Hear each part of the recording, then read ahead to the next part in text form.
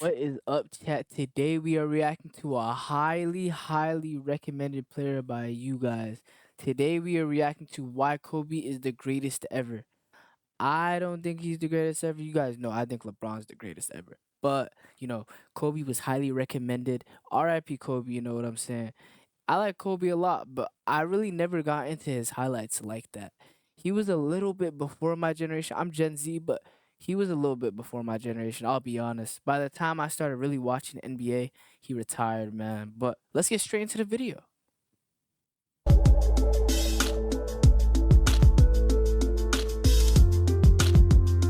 Okay. Oh, all right. He's getting seem like a big reach. I don't even know if Kobe's better. Maybe he's better than Michael Jordan. They play alike, so I don't know. You guys decide that. I don't even think. Nah, Kobe's better than Larry Bird for sure. Yeah. Does. He did things on the court frequently that you I feel like that's a little bit of a stretch. Well, let's keep going. would think no other players could do. Incredible footwork, astonishing fundamentals to go along with his elite athleticism, a remarkable ability to focus on the task at hand and play through injuries that shouldn't be humanly possible, and the ability to frequently hit seemingly impossible shots, whether it was with multiple defenders on him, being off balance, being under contact, or from deep range, or all of the above. It didn't matter. Kobe could do it all offensively and often did during his prime, just about every game he played. Kobe also has quite a resume from a statistical standpoint as well. He's fourth on the NBA's all-time scoring list. He's made the most game-winning shots in NBA history. In 2006, he had the second greatest scoring performance in NBA history, scoring 81 points against the Raptors.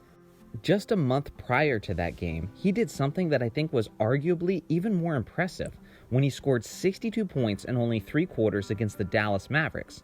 An elite Maverick 62 points in 3 quarters. These are video game numbers. I feel like James Harden is a better scorer than Kobe and KD. I don't know. team that was ranked 7th defensively and went on to the NBA Finals that season. Not only did Kobe score 62 and 3 quarters against one of the best teams in the league, but he actually outscored them through 3 quarters, 62 to 61.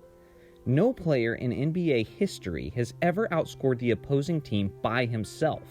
When Wilt Chamberlain scored 100 points in a single game, Chat, I feel like Will Chamberlain's 100 points in a game he is genuinely a lie. If you guys believe that, if you guys really want me to react to Wilt Chamberlain, I will. I feel like him scoring 100 points and not being on film is a lie. I'm sorry. wasn't even close to that feat, and yet Kobe had a realistic chance at outscoring an NBA Finals team single-handedly if he had simply played in the fourth quarter of that game.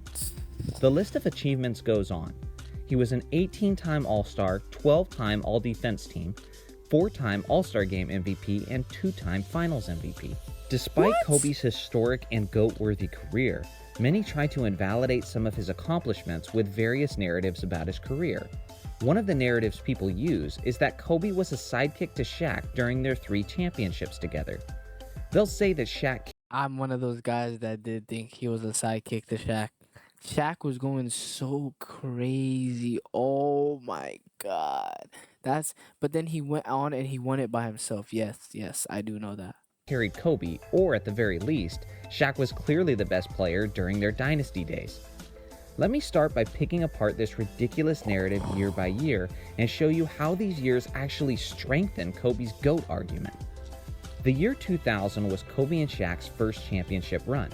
Throughout the regular season, Shaq averaged 29 points and 13 rebounds on 57% shooting, while Kobe averaged 22 points, 6 rebounds, 5 assists on 47% shooting. This was the only championship season where Shaq was clearly the better player, but even with that being said, neither Shaq or Kobe could have won the championship without the other player. Everyone remembers Shaq dominating the NBA Finals and securing Finals MVP, but they also forget the road to the Finals. In the Western Conference Finals against the Blazers, it was Kobe who balled out in Game 7 when the Lakers needed it most.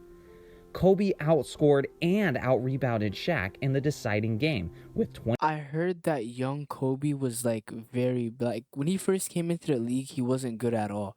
That's what like my knowledge is. Am I like just basic knowledge? Is that basic knowledge or that's not even the case? Because people told me that he wasn't good for the first couple of years. I'm not too sure. Let me know down below. 25 points, 11 rebounds, and 7 assists compared to Shaq's 18, 9, and 5. It was Kobe, more so than Shaq, who led the 15-point comeback in the fourth quarter, hitting plenty of clutch shots. Although Shaq went on to be the Finals MVP against the Pacers, many forget that Shaq fouled out in Game 4 of the NBA Finals. It was a 21-year-old Kobe who took over in overtime and won the game for the Lakers. A 21-year-old on the A 21-year-old. NBA's biggest stage in its most crucial moments hit clutch shot after clutch shot to seal the game for his team. That's something a 21-year-old NBA player doesn't normally do. But then there's Kobe Bryant.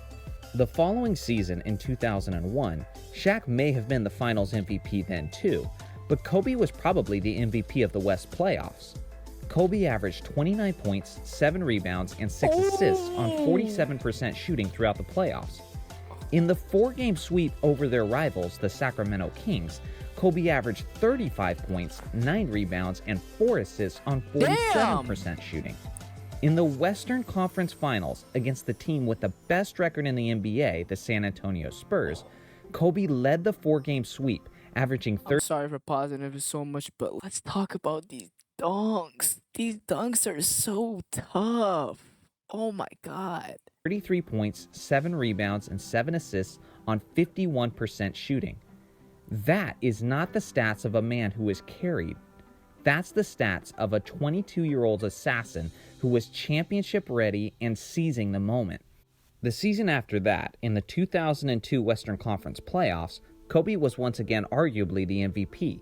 He led the Lakers in scoring 2 of the 3 rounds, and the games were filled with clutch Kobe moments. So not only was Kobe not carried during their 3 championship runs, but he was arguably the best player during the tougher Western Conference playoffs 2 out of their 3 championship seasons. And again, Kobe was only 21 to 23 years old during these runs. If that isn't information that supports someone's GOAT case, then I don't know what does. After the Kobe and Shaq split in the summer of 2004, Kobe would be left to compete in the tough Western Conference with a horrible supporting cast. This is one of the most unique aspects of Kobe's GOAT case, is the fact that Kobe may be the only. Bro, did he just do a fadeaway 3-pointer one-handed? Am I seeing that right? I'm sorry. Let me repeat that real quick. Sorry. Be left to compete in the tough Western Conference with a horrible supporting cast. This is one of the most unique aspects of Kobe's GOAT case, is the fact that Kobe may be the only GOAT candidate who spent the prime of his career with a terrible supporting cast. Over the next 3 years, Kobe's starting teammates would often be some combination of Lamar Odom, Smush Parker, Chucky Atkins, Luke Walton, Kwame Brown, and Chris Mim. Holy crap, talk about having to carry a franchise. Throughout those 3 years were some of Kobe's most historic moments. He scored 81 points, 62 and 3 quarters, 50 in 4 straight games, averaged 35 points, and so on. This was Kobe's best basketball of his career, but it was likely because it was the most motivated he had been in his entire career. With the recent split with Shaq, the narrative was present and growing stronger that Kobe could not win. I truly have a question. Why did Kobe switch from 8 to 24? I never knew. I'm genuinely curious. Can you guys let me know? A championship without Shaq. A determined Kobe was desperate to destroy that narrative, but his opportunity didn't come until the Lakers secured Pau Gasol in a trade during the 07-08 season. It was then that the Lakers immediately started winning, made 3 straight trips to the finals, and won 2 more championships. As crazy as this may sound, I personally don't think Kobe gets enough credit for the Lakers' 2 championship runs for his 4th and 5th ring. For one, how many players in NBA history have won multiple championships with 2 different rosters and with different co-stars? Magic didn't do it, he always had Kareem. Jordan didn't do it, he always had Pippen. Duncan didn't do it, he had Manu and Parker for 4 of his 5 championships. Kobe did something that's never been done in modern NBA history. He won multiple NBA championships with a co-star and then won another 2 multiple championships with another co-star. As great and amazing as Pau Gasol is, in his 6 years before joining Kobe's Lakers, he had never won a single playoff game in his career. Kobe and Pau made a great tandem, but let's not act like they were this superstar duo that was expected to dominate the NBA like Durant and Curry are, or like Wade and LeBron were. During Kobe's 3 straight finals appearances, Kobe beat 10 50-win teams in the playoffs. In neither of Jordan's 3 championship runs did he face as many 50-win teams. It took LeBron James his entire 8 straight finals appearances to match the amount of 50-win teams that Kobe beat in only 3 years. Listen, you did not have to bring LeBron into this. He was literally just quiet. He was minding his business. Why? My point is essentially that Kobe won his 2 championships without Shaq against some of the toughest competition a superstar player has ever seen. Not only was the competition about as fierce as it gets, but Kobe had the deck stacked against him for his 2 championship runs. During the 08-09 championship season, just 50 games in, Andrew Bynum went down to a torn MCL. Despite the fact that their third best player's season had been essentially ruined, Kobe still led the Lakers to win the championship that season. The following season, only 21 games in, Kobe fractured his index finger on his shooting hand. Rather than missing any time or receiving surgery on the finger, Kobe continued to play throughout the season with the broken finger. I don't care. He's a dog for that. That is insane. And this shot right here where I pause it is more insane. A broken and wrapped index finger on his shooting hand wasn't enough to stop Kobe from leading the Lakers to their 2nd straight championship. This is what makes Kobe so special. Players with broken bones aren't supposed to lead teams to success, but then there's Kobe Bryant. The reality is, Kobe's career was not supposed to be as legendary as it was. Not when you consider the fact that Kobe was almost always battling through significant injuries, he fought through a loaded Western Conference throughout his career, and he spent the prime of his career with a laughable supporting cast. Yet despite all of that, Kobe still comes out on top with legendary numbers and 5 championship rings. This is why Kobe Bryant is the greatest player of all time. Thanks for watching my video, guys. This is video number 3 of 6. Chat. That was Kobe the greatest ever? Sheesh. I don't know. I honestly, I still don't think he's better than LeBron. You guys can say he's second best, but I don't know. I feel like that's more biased because he's more in my generation, but not in my generation. Honestly, I don't know. I don't think he's top 3. I'll be honest. I feel like he's like top 5 though. I feel like Shaq's better than Kobe. Is that bad to say? Because Shaq was just too dominant. Like you genuinely needed to be on his team. If you played against him, it wasn't fair.